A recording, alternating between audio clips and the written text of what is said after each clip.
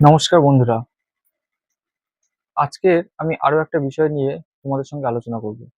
আমরা জানি আজ রাত 12টার পরে এসএসসি অর্থাৎ স্কুল সার্ভিস কমিশন নতুন বিজ্ঞপ্তি দেয় রিক্রুটমেন্ট সম্পর্কিত। 2016 সালের প্যানেল বাতিল ও তারপর নানা রকম সমস্যা, জটিলতা ও দীর্ঘ কেস চলার পর সুপ্রিম কোর্টের নির্দেশ অনুসারে যে নোটিশ জারি করেছে স্কুল সার্ভিস কমিশন, তা আমরা আজ দেখতে পেলাম। আজ ভোরবেলা থেকে সকালবেলা সমস্ত ছাত্রছাত্রী ও যারা চাকরি প্রার্থী তাদের মধ্যে এক অন্যরকম উন্মাদনা। সত্যি অনেকদিন পর নিয়োগ হচ্ছে, অনেকদিন পর আবারও স্কুল সার্ভিস কমিশনের পরীক্ষা হবে। চাকরির আশা, চাকরিতে নিয়োগ হওয়ার একটা ইচ্ছা, স্কুলগুলোতে পড়ানোর একটা স্বপ্ন, সেটা হয়তো পূরণ হবে। আজ সকালবেলার সেই নোটিশ তাই বলছে। তো এই নোটিশ অনুসারে কি বলছে পুরো বিস্তারিত আমরা জেনে নেব। তার আগে আমাদের এই নোটিশের সমস্ত বিষয় আমরা পুঙ্খানুপুঙ্খ আলোচনা করব। তবে শুরু করো তবে চলো শুরু করা যাক। আমরা নোটিশটা দেখতে থাকি।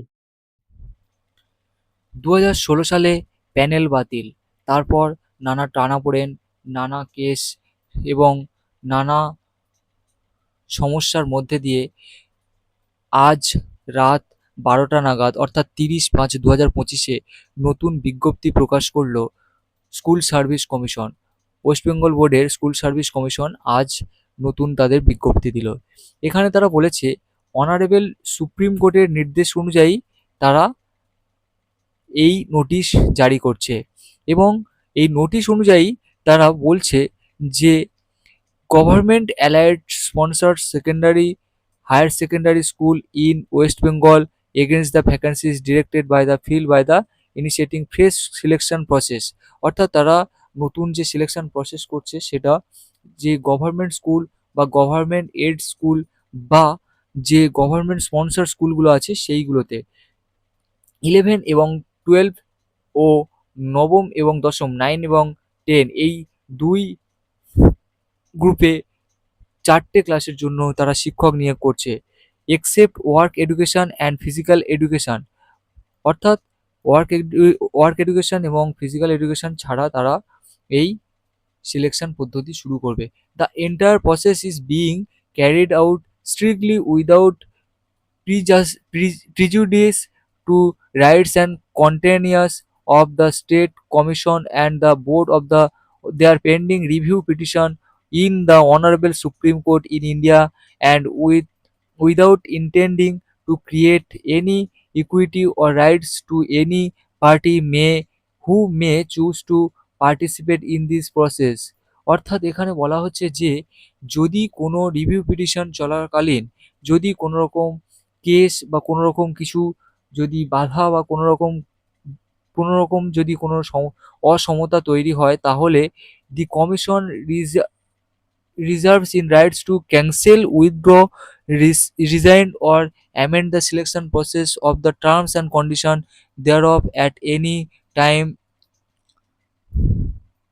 her in any after without assigning any reason। অর্থাৎ এখানে কমিশন তার অধিকারে সেই নোটিশ বাতিল, ক্যান্সেল অথবা রিভিউ করে সংশোধন করতে পারে।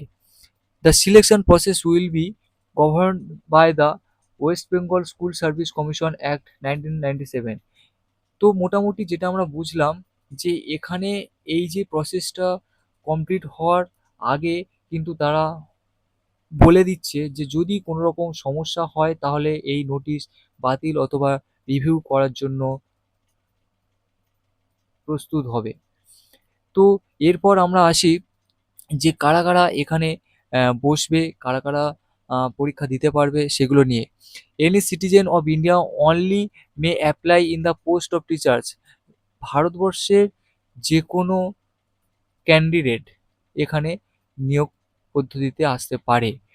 তাদের এলিজিবিলিটি ক্রাইটেরিয়া সম্পর্কে এবার আমরা জানবো। তো এখানে কয়েকটা বলেছে male candidate shall not be eligible for appointment to any girls school, অর্থাৎ এখানে বলা হচ্ছে যে কোনো মেল ক্যান্ডিডেট গার্লস স্কুলে নিয়োগের জন্য অ্যাপ্লাই করতে পারবে না, কিন্তু গার্লস এবং বয়েজ সবাই কোয়েড স্কুলগুলোতে অ্যাপ্লাই করতে পারবে। এরপর আসছে schedule dates for the second SLST at 2025। এসএলএসটির যে ডেটটা দিয়ে দিচ্ছে সেটা হলো 9 এবং 10 এর জন্য ও 11 এবং 12 এর জন্য। Submission on online application opening 16 June, 16 June থেকে শুরু হচ্ছে, ক্লোজ হচ্ছে 14 জুন, জুলাই 14 জুলাইতে শেষ হচ্ছে 5টা পর্যন্ত। Last date of receive of application fees দেওয়ার জন্য 14 জুলাই 2025 পর্যন্ত রাত 11টা 59 পর্যন্ত ফিস জমা নেওয়া হবে। এক্সাম এক্সাম ডেট এবং যে টেন্টেটিভ এক্সাম ডেট বলেছে এবং টাইম বলেছে সেটা সেপ্টেম্বর 2025-এ হবে, ফার্স্ট উইক অফ সেপ্টেম্বর 2025-এ হবে বলে অনুমান করে তারা বলেছে। Admit card of the SLST will be available on the official website. Candidates are requested to download the same date for downloading of the admit card will be announced with the course. অর্থাৎ 7 দিন আগে এখানে before examination date, পরীক্ষার 7 দিন আগে তারা যখন announce করে দেবে তখন অ্যাডমিট কার্ড ডাউনলোড করা যাবে। ফিস অফ এক্সামিনেশন ফিসের জন্য বলা হচ্ছে যে 9 এবং 10 যারা আছে তাদের যে ওবিসি ক্যান্ডিডেটস ও জেনারেল ক্যান্ডিডেটসদের জন্য 500 টাকা এবং এসসি এসটি পিএইচ ক্যান্ডিডেটসদের জন্য 200 টাকা, এবং 11 ও 12 যেটা হায়ার সেকেন্ডারি সেখানেও 500 টাকা জেনারেল ও ওবিসিদের জন্য, এবং এসসি এসটি ওবিসিদের জন্য, এসসি এসটি পিএইচদের জন্য 200 টাকা। Manner of selection of the post of assistant teachers, তো এখানে কোশ্চেন পেপার বলেছে যে ইংলিশ এবং বেঙ্গলি দুটো ল্যাঙ্গুয়েজেই হবে। Candidates will be allowed to apply under any one medium to instruction for the post of assistant teachers 9, 10 এবং 11, 12। অর্থাৎ বলে দিচ্ছে যে এখানে তারা শুধুমাত্র যে কোনো একটা মিডিয়ামের জন্য অ্যাপ্লাই করবে, দুটো মিডিয়ামের জন্য অ্যাপ্লাই করতে পারবে না। Preparation of panel for the post of assistant teachers, এটা আমাদের অতটা ইম্পর্টেন্ট বলার দরকার নেই, ওএমআর সিটে যেগুলো পরীক্ষা টরীক্ষা হবে সেই সব ইনস্ট্রাকশনগুলো এখানে বলা আছে। এখানে validity of the panel and রাইটিং list, vacancy position publish of the WBSSC official website. এখানে বলেছে এলিজিবিলিটি ক্রাইটেরিয়া, এলিজিবিলিটি ক্রাইটেরিয়ার মধ্যে আমাদের দুটো ভাগ করে দিয়েছে, একটা এ এবং একটা বি। তো সেই এ ভাগের মধ্যে বলেছে 9 এবং 10 ক্লাসের জন্য যে এলিজিবিলিটি ক্রাইটেরিয়া সেখানে বলছে যে এসেনশিয়াল গ্র্যাজুয়েট বা post graduate from a recognized university with at least 50% marks in either graduation or post graduation or the its equivalent, and bachelor of education B.Ed from a national council of the teachers education recognized institution, অর্থাৎ recognise কোনো institution থেকে তাকে graduation বা post গ্র্যাজুয়েশনে অন্তত 50% number পেতে হবে ও B Ed must. তার মধ্যে আবার বলেছে 4 বছরের যদি অপশন যদি না থাকে তাহলে 4 বছরের জন্য সে বিএ/ইডি যদি কোর্সের হয়ে থাকে তাহলে সে এলিজেবল। এদের মিনিমাম বয়স 21 বছর এবং ম্যাক্সিমাম বয়স 40 বছর।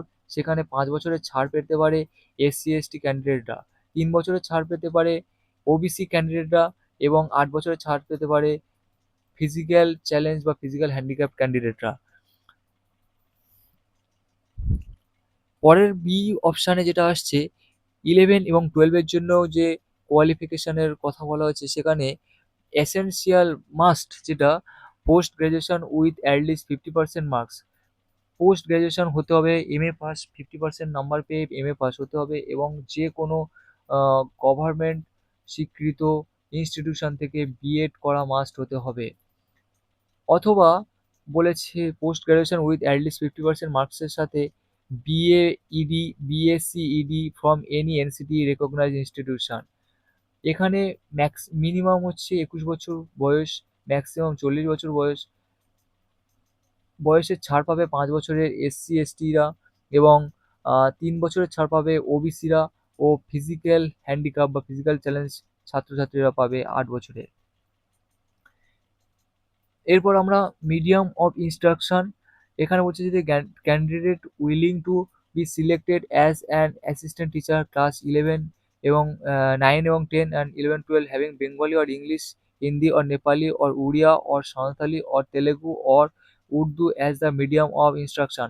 অর্থাৎ এতগুলো মাধ্যমে আমাদের পরীক্ষা হবে, বাংলা, ইংরাজি, হিন্দি, নেপালি, উড়িয়া, সাঁওতালি, তেলেগু, উর্দু এই মিডিয়ামগুলোতে আমাদের পরীক্ষা হবে। তাই কেউ ইংরাজিতে কোশ্চেন আসলে করতে পারে যদি ইংরাজি সে চুজ করে থাকে, যদি কেউ বাংলাতে চুজ করে থাকে তাহলে সে বাংলাতে পরীক্ষা দিতে পারবে। রিলেটেড এই সম্পর্কিত ইনফরমেশনগুলো বলা হচ্ছে যে মেনলি যেগুলো বলা হচ্ছে যে candidate allowed with the state level selection test, এই যে টেস্টে তাদেরকে সিলেক্ট হতে হবে। এখানে TA DA will be paid to the candidates for appearing to the examination. মানে এখানে যে কোনো রকম ট্রাভেল বা কোনো গিয়ে ওখানে খাওয়া দাওয়ার জন্য কোনো টাকা পয়সা তারা দেবে না পরীক্ষা দেওয়ার জন্য। তারপর এখানে ইম্পর্টেন্ট নোটিশে বলছে যে the candidate of candidates not কমপ্লাইং with the instruction and rules 2025 shall be rejected।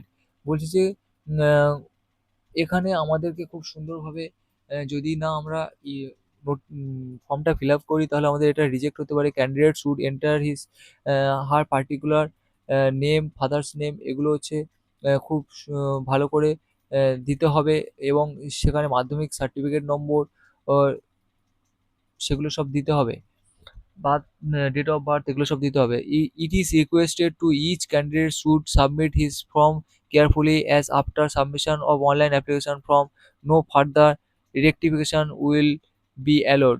অর্থাৎ এখানে বলে দিচ্ছে যে এই যে আমাদের যে পুরো বিষয়গুলো এগুলো যদি আমরা না ঠিকঠাকভাবে যদি ফিল আপ করি পরে কিন্তু আমাদের রেকটিফিকেশন বা সংশোধনের জন্য কোনো রকম সুযোগ দেওয়া হবে না। Commission will duly inform candidates through website notification off the details of helpline number. কমিশনের যে ওয়েবসাইটে যে হেল্পলাইন নম্বর আছে যদি কোনো বিষয়ে জানার থাকে সেখান থেকে আমরা জেনে নিতে পারবো। এবার আমাদের বলছে যে টেন্টেটিভ শিডিউল, অর্থাৎ কমেন্টমেন্ট অফ অনলাইন অ্যাপ্লিকেশন শুরু হচ্ছে মনডে 16/6/2025 থেকে ফর্ম ফিল আপ আমাদের শুরু হচ্ছে এবং যে ফর্ম ফিল আপ শেষ হচ্ছে 14/7/2025।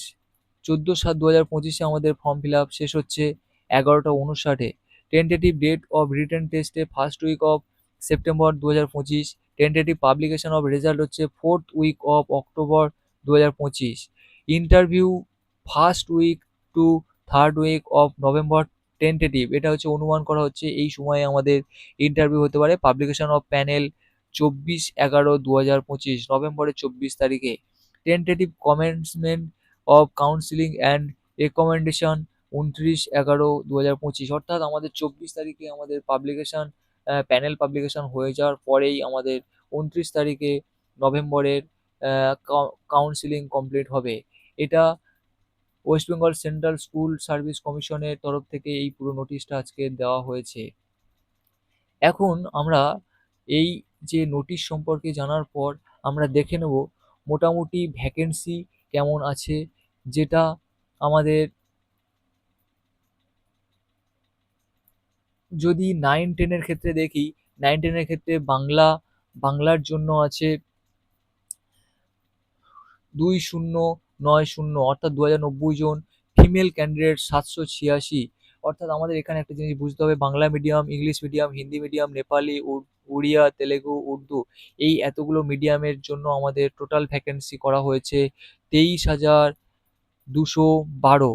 23,212 আমাদের এখানে টোটাল ভ্যাকেন্সি করা হয়েছে এবং এখানে আমরা যে দেখতে পাচ্ছি মেল বা ফিমেল, অর্থাৎ এখানে কোয়েড স্কুলগুলোতে শুধু এইগুলো আমরা ভ্যাকেন্সি পাচ্ছি এবং ফিমেল যেখানে লেখা আছে এফ লেখা আছে, অর্থাৎ এগুলো গার্লস স্কুলগুলোতে এই ভ্যাকেন্সিগুলো আছে। অর্থাৎ এই বিষয়টা আমাদের একটু ক্লিয়ারলি জানা দরকার যে ইংলিশ মিডিয়াম স্কুলগুলোতে কতগুলো কোয়েড স্কুলে আছে, কতগুলো গার্লস স্কুলে আছে। হিন্দি মিডিয়ামে কোয়েড স্কুলে এইগুলো আছে, গার্লস স্কুলে এইগুলো আছে। অর্থাৎ গার্লস স্কুলে শুধুমাত্র গার্লসরাই অ্যাপ্লাই করতে পারবে এবং কোয়েড স্কুলে গার্লস এবং বয়েজ সবাই অ্যাপ্লাই করতে পারবে। এরপর আমরা দেখে নেব মোটামুটি এইভাবে আমাদের এই যে সাবজেক্ট ওয়াইজ সিটগুলো দেওয়া আছে এবং টোটাল 9-10-এর জন্য 23,212 সিট আছে। এরপর আমরা দেখে নেব 11-12 জন্য কতগুলো সিট আছে। এখানে অ্যাকাউন্টেন্সি, এগ্রিকালচারাল, আরবিক, বেঙ্গলিতে আছে 336 জন মেল ফিমেল মিলিয়ে, এবং 52 জন শুধু ফিমেলের ক্ষেত্রে। তো এখানে আমাদের এই সাবজেক্ট ওয়াইজ এগুলো আমরা দেখলাম। সব থেকে বেশি 1000-এর উপরে যে সিটগুলো আছে সেগুলো কেমিস্ট্রিতে আছে 1194 জন, এবং আমাদের এডুকেশনে আছে দেখছি 1147 জন। এভাবে আমাদের ফিলিওলজিতে আছে 1161 জন, এবং সব থেকে বেশি আছে 1373 জন পলিটিক্যাল সায়েন্স, অর্থাৎ পিজি লেভেলের পলিটিক্যাল সায়েন্সে 1373 জন, অর্থাৎ গার্লস ও বয়েজ স্কুলগুলো মিলিয়ে অ্যাপ্লাই করতে পারবে 1108 জন, এবং গার্লস স্কুলগুলোতে শুধু 203 জন। অর্থাৎ আমাদের এখানে প্রচুর পরিমাণ ভ্যাকেন্সি শুধুমাত্র দেখা যাচ্ছে পলিটিক্যাল সায়েন্সে সব থেকে বেশি। তো এইভাবে আমাদের সাবজেক্টগুলো সাথে আমাদের যে গার্লস স্কুল ও গার্লস বয়েজ কোয়েড স্কুলগুলোর যে টোটাল একটা ভ্যাকেন্সি লিস্ট এভাবে তৈরি করা হয়েছে। সব মিলিয়ে আমাদের টোটাল ক্যান্ডিডেট এবং ভ্যাকেন্সি এখানে 12,514 জন। অর্থাৎ আমাদের 44,203 জন যে টিচিং ও নন টিচিং স্টাফের মধ্যে থেকে আমাদের টিচারের মধ্যে আমরা দেখতে পেলাম 11-12 জন্য 12,514, ও 9-10 জন্য 23,212। তো আমাদের এই যে নোটিফিকেশনের এই বিষয়গুলো পুরো এখানে কমপ্লিট আমরা জানালাম। যদি আমাদের এই পদ্ধতিতে এবং সরকারের এই নির্দেশ অনুযায়ী এবং এই যে আহ, তাদের নোটিফিকেশন অনুযায়ী যদি এসএলএসটি, অর্থাৎ 11-12 ও 9-10-এর যদি নিয়োগ পদ্ধতি হয়ে থাকে, বা যদি ভ্যাকেন্সি পূরণ হয়ে থাকে, তাহলে খুব ভালো একটা সময় আসছে যারা এতদিন বিএড কমপ্লিট করে রেখেছে তাদের জন্য, এবং যারা বিএড এখনো কমপ্লিট করেনি তাদের জন্য আগামীতে কি নোটিফিকেশন আসবে সেটা পরের ব্যাপার। তবে এই যে নোটিফিকেশন অনুযায়ী যারা এই বিএড এতদিন কমপ্লিট করে রেখেছে, বা যারা এতদিন অনিশ্চয়তা ও আহ, সমস্যার মধ্যে দিয়ে এবং হতাশার মধ্যে দিয়ে যারা দিন কাটাচ্ছিল, তাদের জন্য নতুন সুখবর। তো আগামীতে দেখা যাক, যদি কোনো রকম এখানে কেস না হয়, অর্থাৎ এখানে আমাদের যে বলে দেওয়া আছে যে সরকার আহ, যদি মনে করে, অর্থাৎ কোনো রকম সমস্যার মধ্যে পড়লে এখানে কিন্তু তারা হচ্ছে এই নোটিশ ক্যান্সেল করতে পারে। এটা কেউ বলবে না। এই পার্টটাতে খুব ভাইটাল পার্ট, এবং এইটা খুব ইম্পর্টেন্ট পার্ট আমাদের কাছে, যে আগামীতে কি হচ্ছে সেটা আমাদের এই পার্টটা অনুযায়ী বোঝা যাবে। নিশ্চয়ই পরীক্ষা সম্পন্ন হবে খুব সুষ্ঠুভাবেই। আর যদি না হয় তাহলে এই অনুযায়ী যদি কেস হয় তাহলে আবারও পরীক্ষা ডিলে হয়ে যাবে। তো ধন্যবাদ সবাইকে ভিডিওটা এতক্ষণ দেখার জন্য। যদি মনে হয় কোথাও আমার ভুল হয়েছে অবশ্যই বলে দেবেন, কমেন্ট করবেন কমেন্ট বক্সে, এবং এই নোটিফিকেশনটা সবাইকে জানিয়ে দিতে শেয়ার করুন। ধন্যবাদ।